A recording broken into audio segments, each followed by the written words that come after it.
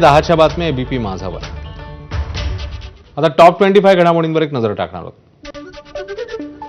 पंतप्रधान मोदी 30 सप्टेंबरला पुणे जिल्ह्याच्या दौऱ्यावर. आमदार राहुल कुल यांच्या दौंड तालुक्यातील पाटस गावात जाहीर सभा होणार. त्यानंतर पंतप्रधान ग्रामविकास विभागाच्या कार्यक्रमाला हजेरी लावणार. गोंदियाच्या बिरसी विमानतळावरून गोंदिया ते इंदूर बंगळुरू प्रवासी विमानसेवेला आजपासून सुरुवात. गोंदियासह लगतच्या मध्य प्रदेश आणि छत्तीसगड राज्यातल्या प्रवाशांनाही होणार फायदा. पुण्यातील कात्रज बस स्थानकात पहिल्या इलेक्ट्रिक डबल डेकर बसची ट्रायल रन. बसमध्ये 85 प्रवाशांची आसन व्यवस्था असेल आणि पीएमपीएमएलच्या ताफ्यात लवकरच 10 बसेस दाखल होणार असल्याची माहिती. मुंबईतल्या वालिया कॉलेज ऑफ कॉमर्सकडनं सायबर सुरक्षेसंदर्भात जनजागृती. क्विक हिल फाउंडेशन आणि महाराष्ट्र सायबर सेल यांच्या सहकार्याने सायबर शिक्षा फॉर सुरक्षा असा विशेष उपक्रम. रत्नागिरीमध्ये ठिकठिकाणी 21 दिवसांच्या बाप्पांचं विसर्जन. यावेळी पारंपरिक पद्धतीने ढोलताशांच्या गजरात बाप्पांना निरोप. या सोहळ्यानंतर खऱ्या अर्थाने कोकणातल्या गणेशोत्सवाची सांगता.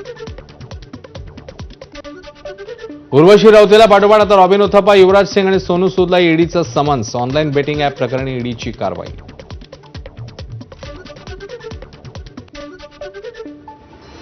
या होत्या वेगवान घडामोडी. इकडे एक छोटासा ब्रेक. पाहत राहा एबीपी माझा.